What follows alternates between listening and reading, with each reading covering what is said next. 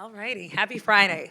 It's hard to believe that, over 6 months ago I was standing up here in that press conference, that it's October 24th and we're getting ready to open up our season in 10 days. It's actually bizarre to think about, but with that being said, thank you all for being here today. I appreciate it. Just as kind of the season has come along, we officially started practice 5 weeks ago, and I think the team has shown great progression within those 5 weeks, getting better each and every day. You know, that has been our mindset, especially having so many new people within our program, right? 6 returners, 5 transfers, and 4 freshmen.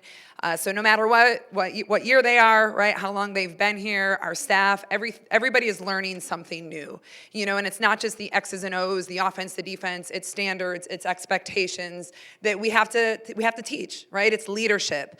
You know, when you look at the roster as a whole, there hasn't been a ton of Division I college basketball playing experience. You know, so getting them to have some confidence, right? Getting them in different positions to be successful so they turn into that confidence. You know, I love our roster within the fact of having some returners, having the transfers, having the freshmen, is we're all pretty versatile, right? We have some post players that can score from the perimeter, that can score in the paint. We have some guards who can push tempo, who also have the ability to score inside along with making threes. We would love to be able to push tempo and go in transition a ton. However, with our depth right now, I have to be strategic with that. You know, I'm looking to play probably 8 or 9 right now. So making sure that we have the endurance to be able to play in transition, yet still being able to put our best effort on the defensive end of the floor. You're going to see a team that's going to play hard, right? Day in and day out. We're going to try to set the tone, especially on that defensive end of the floor. We're going to be a little scrappy, right? We're going to be strategic in how we defend opponents, so they can't just prep for a basic man or a basic zone. You know, we got to really use our brains as a staff, and like I said, try to be strategic so we can help set these kids up to be successful on both ends of the floor. But offensively, you know, you're going to see a team who they're going to work together. We always talk about creating the best shot for our team, right? Somebody's best shot is not going to be the best shot for your teammate. Putting your teammate in position to be successful is one of our focus points, and they've been embracing that. They've been really good doing that. And actually, last night we had our first scrimmage, so to finally go against another team and see some success offensively and defensively, because as you all know, practicing against each other for 5 weeks gets a little monotonous, right? And you can start to cheat things and take things away. So to be able to have them see that success last night, and we could see success as coaches with different lineups as we prepare next week for our exhibition game, and then at Southern Miss on the 3rd.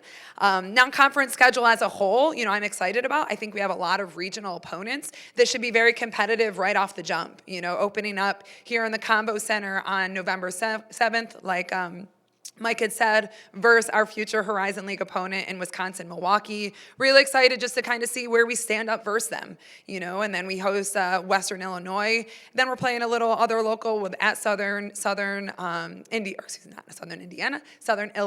Edwardsville. We'll go on the road a little bit for Evansville and Indiana State, be able to play home versus Chicago State. We're at UIC.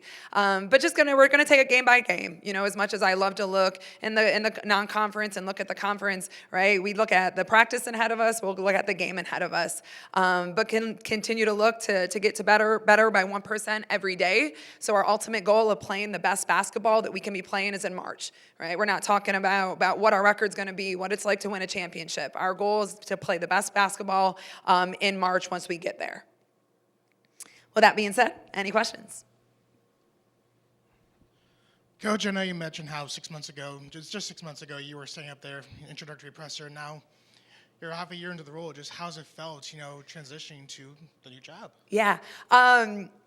I would be lying if I didn't say it hasn't been a whirlwind, right? It's been very busy, but I think that goes to show how fast it's went. Like, it's been a grind, but I love it, right? I'm surrounded by really good people in my staff and all my players, so it's been fun, right? And I will tell you, last night to have that scrimmage and see us go against somebody else and have success was really encouraging. I probably got the best sleep I've gotten last night than I have in the last 2 months, but I'm excited. So it's been a whirlwind. happened, but it is what it is. I love it.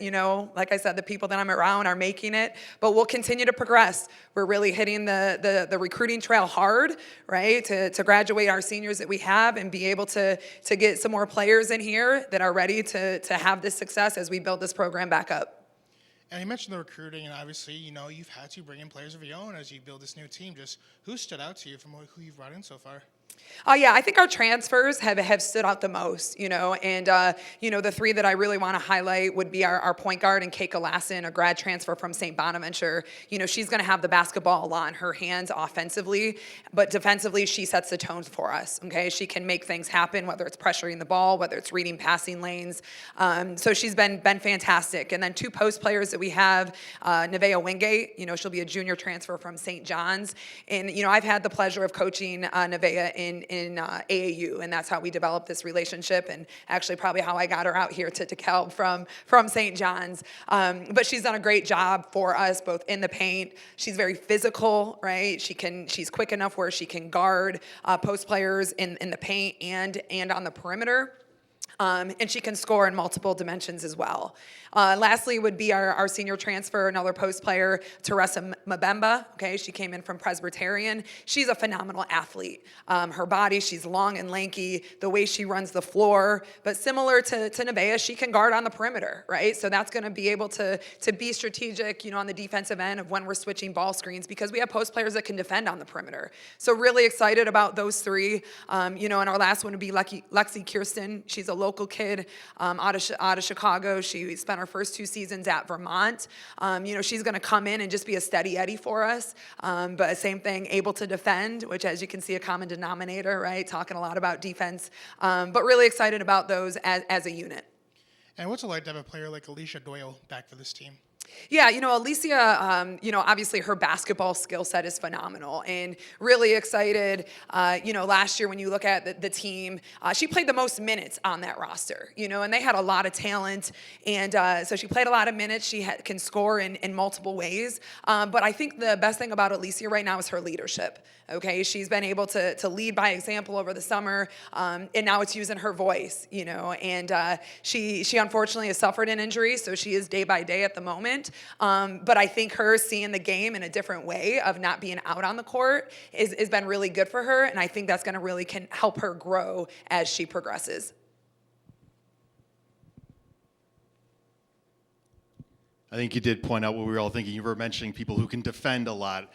For your first year for putting this team together, is that the one thing that, it's not the easiest thing to pick up, but is it the one thing that if this team does that consistently, you'll be in more games than not? 100%. And I am a firm believer, right? Like when you're in a game and you're always focusing on defense, right? When you have that game where your offense is clicking and your defense is at the standard, right? You're going to probably have a lot of success. You're going to have those nights where maybe your offense isn't clicking, but if you're still able to defend, you're still going to have a chance, okay? So my team knows we have standards, we have non-negotiables, and they've really bought into that, right? They compete in practice each day to get each other better within that. But that is my one standard. We got to be able to defend, and I'll play people who can defend first and foremost, and then we'll go see what we can do on the offensive end.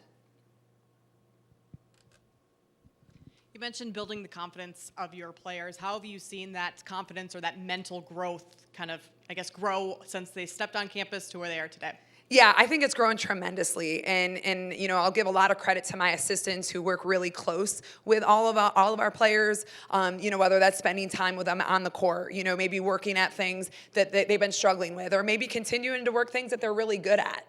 Whether that's watching film with them, helping to get them better, but always building, being in their ear and helping build that. But like I said, last night was a really good opportunity for us to see that confidence grow because things worked, right? Things worked. But we'll continue to do that. There are some players that, as you go through the season, it's going to be a roller coaster, and my motto here, never get too high, never get too low. We're going to be here, but I'll continue to put that confidence in them because I know with them not having a ton of experience, that confidence is going to be huge. Coach, you talk about the returners and the new opportunities here.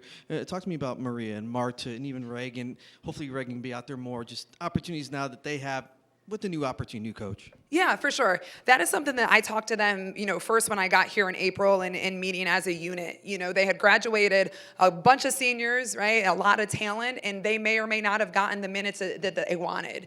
And I told them, this is a clean slate for everybody, right? And I'm the type of coach, I don't care who you are, if you're a freshman, if you're a transfer, if you're a returner, right? All those minutes have to be earned year in and year out. So they were excited for that. They were excited about that potential opportunity, and they've really stepped up to the occasion with them, and we're going to need them. I know they haven't played a ton of minutes, but that's kind of like we talked about turning that page, the past of the past. This is your role now, and they have stepped up, not just basketball-wise, but in leadership roles as well. Good. Well, thank you all. We'll see you next week or the week after.